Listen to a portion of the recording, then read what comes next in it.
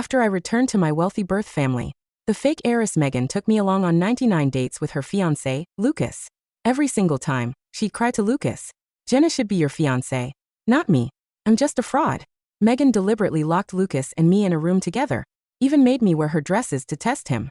Every single time Lucas chose her, Megan got her satisfaction from being chosen over and over again. Until the last time, when Megan demanded. Lucas proposed to her on a live stream, witnessed by millions of viewers. With everyone watching, Megan once again claimed she wasn't worthy, and bought a ticket to Paris. "Lucas, Jenna should be your fiancé." She thought this time would be like all the others. Lucas would chase after her, but Lucas just wearily rubbed his temples. "Jenna, will you marry me?" I smiled as I slipped on the 10-carat pink diamond that was originally meant for Megan, coming Lucas's fiancé amid the blessings of guests and elders. After the guests left and only the two of us remained, Lucas looked at the bookmarks on his phone and rubbed his temples. "Jenna, I'm sorry. If you meet someone you like later, you can come to me anytime to break off the engagement. I will give you reasonable compensation. We might need to attend some events together during this time. Sorry for the trouble."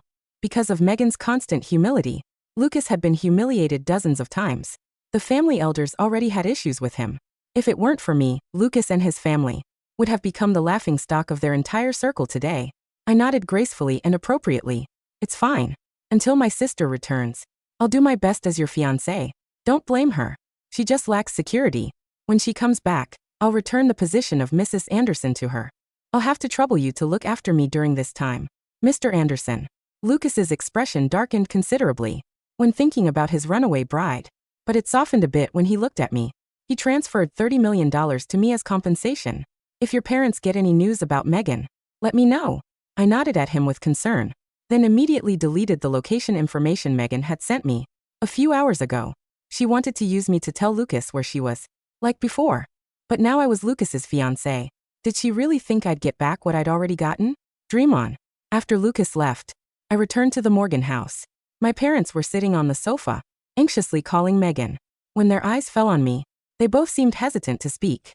"Jenna, Megan and Lucas grew up together. They love each other. Your engagement to Lucas today was just a temporary measure. Megan is kind-hearted and willing to give these things back to you, but she doesn't owe you anything." Megan's mother had switched us at birth, letting Megan live as the Morgan family heiress for over 20 years. But my birth parents said she didn't owe me anything. This itself was a form of favoritism, but I just smiled lightly. "I know. Don't worry, Mom and Dad." Today, when my sister left Lucas at the proposal, the Anderson family must have been upset. I only agreed to be Lucas's bride to help her. I'll take care of Lucas's family for her and explain things to them. When she comes back, I'll return to my proper place. My parents visibly relaxed. "Good girl. When your sister comes back, we'll definitely find you a good match. We'll find someone from a lower social standing, so you can live more comfortably." I smiled politely then turned away. Wait for my sister to come back. By then, I'd probably already be married to Lucas. The next day, I changed into modest, dignified clothing and went to the Anderson family estate. I brought gifts to visit Lucas's grandmother, Emma. She was very pleased with my gentle, gracious manner. From then on, I went to the estate every day, sometimes personally cooking a dish, sometimes just keeping Emma company. I didn't deliberately try to please Lucas, but thoughtfully integrated myself into his life. After running into me at his family home several times, Lucas invited me to attend events as his companion. At my first event of this scale, Lucas worried I wouldn't understand high society etiquette and might make mistakes, but my performance exceeded his expectations. I conversed naturally with guests, looking like a socialite who'd grown up in wealthy circles. Lucas couldn't help but smile slightly. In the light, his eyes showed a touch of warmth. "When did you learn all this?" I remember Megan saying, "The family that raised you wasn't well off. Financially, you shouldn't have had access to this kind of training." Not well off would be an understatement. I thought of the moldy walls, the drafty windows and my abusive birth parents. Yet I still managed a graceful smile. "I didn't want to embarrass you. I hired 2 etiquette tutors. Luckily, my hard work these past few months paid off." Lucas sounded impressed. "To learn so much in such a short time. You are very clever, Jenna." I only smiled and said nothing. When I first returned to the Morgan family, Megan secretly mocked me for being unsophisticated, not understanding proper manners. I still remembered our first meeting, when she tearfully apologized to me, while deliberately wearing designer clothes, worth hundreds of thousands, in front of me, using her fair skin to contrast with my sallow complexion, using her decades of elite upbringing to highlight my rough manners. So with my first payment, I secretly hired etiquette coaches. Whatever Megan knew, I would learn. Whatever she didn't know, I would learn too. But I wouldn't tell Lucas any of this. What I should do. Lucas was pleased and pulled out a black card. We're engaged. From now on, use this card for whatever you need. I showed a playful smile and happily accepted it. Thank you, Lucas. From that day on, my relationship with Lucas grew closer, but I always maintained a comfortable distance from him. Within 2 months, he'd grown accustomed to my presence. What really changed his view of me was when a French translator had an emergency during a foreign client inspection, and I helped Anderson Corp secure the deal with fluent French. That time, Lucas stared at me for a long while. I smiled at him against the light. Lucas seemed to be seeing me for the first time and was stunned. When we parted that day, his expression was complex. Jenna, you're completely different from what I thought. Truly an outstanding person. From that day on, the way Lucas looked at me changed the way a man looks at a woman. I pretended not to notice and maintained my relaxed attitude toward him. He started inviting me to lunch and dinner and brought me gifts from business trips. Until one business dinner, when a man deliberately tried to get me drunk and take advantage of me. Lucas immediately stepped in front of me and beat the man up. When we went to the hospital, I hugged him tightly for the first time, gripping his hand. Lucas, please be okay. You have to be okay. It's all my fault. He held my hand back, resting his head on my shoulder. Jenna, don't worry. I'm fine. I heard his heart pounding as we grew closer. Megan, who'd been waiting in vain for Lucas, finally couldn't stand it anymore. She suddenly revealed her location to Lucas through friends back home. She expected Lucas to be overjoyed and drop everything to find her immediately. But unfortunately, Lucas just stared at the address for a long time and ultimately didn't go. Megan was furious. Around this time, she learned from my parents that on the very day she ran away, Lucas and I had gotten engaged. She thought Lucas loved her so much. He'd endured her 99 tests. So his failure to come find her must be because the Anderson family elders had interfered. She'd always been spoiled and couldn't handle the slightest grievance. So she immediately called the Anderson family to confront them. Her words were extremely vicious. Because your own marriages are unhappy, you want to torment me? I'm telling you, Lucas will only marry me if you have the guts. Try making him marry Jenna Morgan. I'd rather die than agree. Emma happened to answer the call. Hearing Megan's words, she went straight into the emergency room. Emma was nearly 90 with poor health. This attack of rage sent her into critical condition. She gripped Lucas's hand, saying her only wish was to see Lucas married. After all, Lucas was born to her beloved youngest son and had been her precious darling since childhood. Lucas, just marry Jenna. I must see you marry Jenna before I die. That night, Lucas smoked half a pack of cigarettes and made many unanswered calls. Next morning he came to me again. Jenna, let's get married. Lucas's offer was generous. Not only Anderson Corp. shares, but also hundreds of millions in bride price. He said, we've been getting along well lately. I believe you have feelings for me too. Perhaps we can try being like a normal married couple. Megan and I did have something in the past, but I'll let it go. I'll work hard to be a good husband. Will you marry me? Lucas looked somewhat anxious. What reason did I have to refuse? This should have been mine all along. The Anderson family began preparing for the wedding. Megan still didn't know what was happening back home. She was still in Paris, waiting for her prince to break through convention, defy all the elders, and appear before her bathed in light. She didn't know her white knight was already trying on wedding dresses with me, and still sent me provocative messages. Jenna, I've already given everything back to you. Did you get Lucas and our parents' love? Don't think that just because you're their biological daughter, you'll have everything. I'm going to show you that you'll never compare to me, even when I keep handing you opportunities on a silver platter. I didn't respond. I just calmly looked at the smiling bride in the mirror and took a beautiful photo. Megan froze for a long moment. Then her phone erupted with countless abusive messages. I didn't reply to a single one. I calmly blocked and deleted her. Megan's specialty was the art of strategic retreat. On her first day back home, she said she wanted to return the Morgan family heiress identity to me and cut her wrist with a small knife in front of everyone. My parents panicked and spent an entire week caring for her, not speaking a word to me. The servants, seeing my parents didn't care about me, fed me cold leftovers for a week. When she returned from the hospital, she pretended to want to give me her room and all the expensive things my parents had bought her over the years. My parents were heartbroken and labeled me as competitive and aggressive. Jenna, you are our biological daughter. What has Megan done wrong? She's already so understanding. Can't you stop targeting her? Between us, she was always the winner, always making concessions. Every time she retreated, the distance between me and my parents grew wider. She was using this method to assert her dominance over me, to show me that my parents would only ever love her, that her fiancé was the same. But this time she wouldn't win. After all, not everyone would indulge her infinitely. Like the parents who raised her for over 20 years. She'd used me to test Lucas hundreds of times. Even when we wore identical dresses. Even when Lucas was drugged and locked in a room with me. He firmly chose her side. Then she'd squeal with joy and throw herself into Lucas's arms, making him pick her up and spin her around. Every time that happened, I'd stand awkwardly to the side, completely reduced to a prop, highlighting her charm.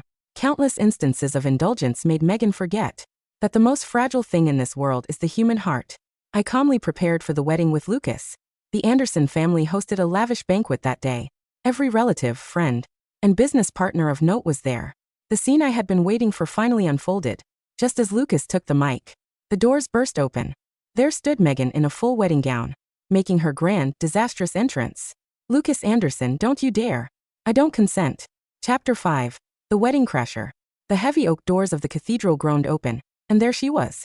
Megan stood silhouetted against the bright afternoon sun, her silhouette framed like a scene from one of the romantic dramas she loved to emulate. She wore a custom Vera Wang gown, one I recognized from a magazine cover she had accidentally left open on my bed months ago. Lucas Anderson, don't you dare. I don't consent. Her voice rang out, shrill and theatrical, echoing off the vaulted ceilings. The organist stopped abruptly, leaving a heavy silence in his wake. I stood at the altar, my hand resting lightly in Lucas's. I didn't flinch. I didn't gasp. I simply turned my head, my veil shifting softly, and looked at her. The guests turned in unison. My parents, sitting in the front row, stood up, their faces pale. Megan, my mother whispered, clutching her chest. Oh, thank God you're back. Megan ignored them. Her eyes were fixed solely on Lucas.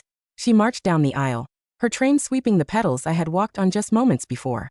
She looked beautiful, in a frantic, unhinged way. You can't marry her, Lucas, Megan panted as she reached the steps of the altar. She looked at me with a mixture of pity and triumph. Jenna, get down from there. This joke has gone on long enough. You can take off the dress now. She reached out to grab my arm, intending to pull me away like she had done so many times before. But this time, a hand intercepted hers. Lucas stepped between us. His grip on her wrist was firm, bordering on painful. What are you doing here, Megan? His voice was cold. Not angry, just tired. Megan blinked, confused by the lack of immediate adoration. I came to save you, silly. I know you only agreed to this because you were mad at me. But I'm back now. I forgive you for trying to make me jealous. Now, let's send Jenna home and finish this properly. She turned to the priest. You can continue. Just swap the names. The audacity was breathtaking. Swap the names. Lucas repeated, a dark laugh escaping his lips. He let go of her wrist as if it burned him. You think this is a game? You think my grandmother's heart attack was a plot point in your little romance novel? Megan froze. Grandma Emma? What about her? She's in the ICU, Megan, I said softly. My voice was calm, contrasting sharply with her hysteria. Because you called her and screamed that you'd rather die than marry Lucas. You broke her heart. Megan's eyes widened. I didn't mean it. I was just testing you. Lucas, you know how I am. I just need reassurance. I gave you reassurance, Lucas said. 99 times. I chose you every single time. And what did you do? You humiliated me. You humiliated my family. And then you abandoned me at our engagement party. But I came back. Megan cried, tears streaming down her face, perfect practice tears. Doesn't that prove how much I love you? No, Lucas said. It proves you only want what you think you've lost. He turned back to me. His eyes softened. He took my hands again. I'm not marrying Jenna because I'm mad at you, Megan. I'm marrying her because she's the woman who stood by me while you were playing games in Paris. She's the one who held my grandmother's hand. She's the one who saved my company. She's the one I respect. He looked at the priest. Continue, Father. Megan let out a scream of pure rage. No, I won't let you. Mom, Dad, do something. My parents looked at Megan, then at me. They looked at the hundreds of guests, the elite of the city, staring at them with judgment. They looked at the Anderson family, whose faces were set in stone. For the first time in their lives, they didn't move to save her. Security, Lucas said quietly. Two large men in dark suits stepped out from the shadows. They took Megan by the arms. Get off me. I'm the bride. I'm the heiress. Megan shrieked, kicking and thrashing as they dragged her back down the aisle. Her screams echoed until the heavy doors slammed shut, cutting her off. Silence returned to the cathedral. Lucas looked at me. Are you okay? I smiled. I'm fine. Let's get married. Chapter 6. The Aftermath. The wedding reception was awkward at first, but Lucas and I smoothed it over. We danced, we toasted, We thanked the guests for their patience. By the end of the night, the scandal had turned into admiration for the dignified couple who weathered the storm. My parents left early. They couldn't face the whispers. That night, in the master suite of the Anderson estate, Lucas and I sat on the balcony, sharing a bottle of wine. "You knew she would come," Lucas said, looking at the stars. "I counted on it," I admitted. "Megan can't resist a stage." Lucas swirled his wine. "You handled her perfectly. You handled everything perfectly." He turned to look at me. "Jenna, I meant what I said at the altar. I respect you. I admire you. But I need to know, do you love me? Or was this all just revenge on Megan?" I looked at him. At the man who had been a pawn in Megan's game for so long, he had forgotten his own value. "It started as survival," I said honestly. "I needed to secure my place. I needed to show my parents and Megan that I wasn't disposable. But along the way, I saw you. The real you. Not Megan's trophy." I reached out and touched his hand. "I don't love you yet, Lucas. Not the way people in books do. But I care about you. And I think we make a hell of a team." Lucas smiled. It was a genuine smile, reaching his eyes. "A hell of a team. I like that." Chapter 7. The downfall of Megan Morgan. Megan didn't disappear. She spiraled. Cut off from the Anderson fortune and humiliated publicly, she turned to the only weapon she had left, the internet. She started posting videos. The truth about Jenna Morgan. How my sister stole my life. She painted herself as the victim, the rightful heiress displaced by a scheming interloper. At first she got sympathy. People love a sob story. But I was ready. I didn't respond directly. I didn't stoop to her level. Instead, I let her destroy herself. I released the security footage from the Anderson estate, the clips of her screaming at Grandma Emma. I released the text messages she sent me, taunting me about my poverty. I released the receipts of her spending in Paris while Lucas was frantic with worry. And then, the final nail in the coffin. One of Megan's old friends came forward. A girl she had bullied in high school. Then another. Then a former assistant. The narrative shifted. Megan wasn't the victim, she was the villain. My parents tried to intervene. They came to the Anderson estate, begging me to stop the smear campaign. "She's your sister, Jenna," my mother cried. "She's suffering. She's suffering the consequences of her actions," I said coldly, sipping tea in the parlor. "You didn't protect me when she cut me with a knife to frame me. You didn't protect me when she made me a servant in my own home. Now you want me to protect her. We raised her," my father shouted. "Exactly," I said. "You raised her. You made her this way. Now take her home and deal with her." I had security escort them out. Chapter 8. Building an empire. Over the next 3 years, Lucas and I built an empire. I took over the charitable arm of the Anderson Foundation. I used my background, my real background of poverty, to create programs that actually helped people. I opened shelters, scholarship funds, and job training centers. I became the people's heiress. The media loved me. I was gracious, humble, and hardworking. Lucas flourished. Freed from Megan's constant emotional drain, he focused on business. Anderson Corp expanded into tech and renewable energy. We were a power couple in every sense of the word. And slowly, quietly, we fell in love. It wasn't a whirlwind. It was a slow burn. It was late nights working side by side in the study. It was quiet breakfasts reading the paper. It was the way he looked at me when I made a joke. It was the way I felt safe when he held my hand. One evening, on our 3rd anniversary, Lucas took me back to the spot where we got married. "I asked you once if you loved me," he said. "And you were honest. You said not yet." He pulled out a small box. Inside was a simple gold band. Not the flashy pink diamond Megan had demanded, but a ring he had designed himself. "I don't want to renew our vows as a business arrangement," he said. "I want to marry you for real. Jenna, I love you. Not because you're convenient. Not because you're useful. But because you are the best thing that ever happened to me." I looked at him, tears stinging my eyes. "I love you too, Lucas," I whispered. For real. Chapter 9. The Fate of the Forgotten.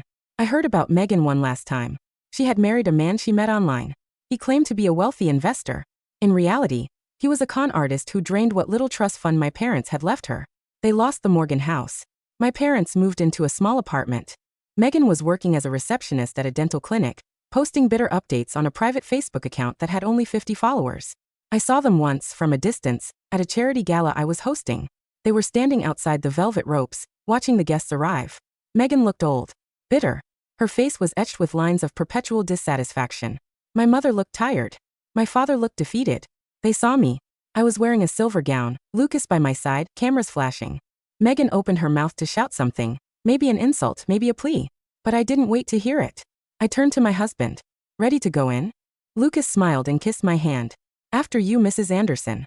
We walked inside, and the doors closed behind us, shutting out the cold, shutting out the past, and leaving only the warmth of the future we had built together. The end.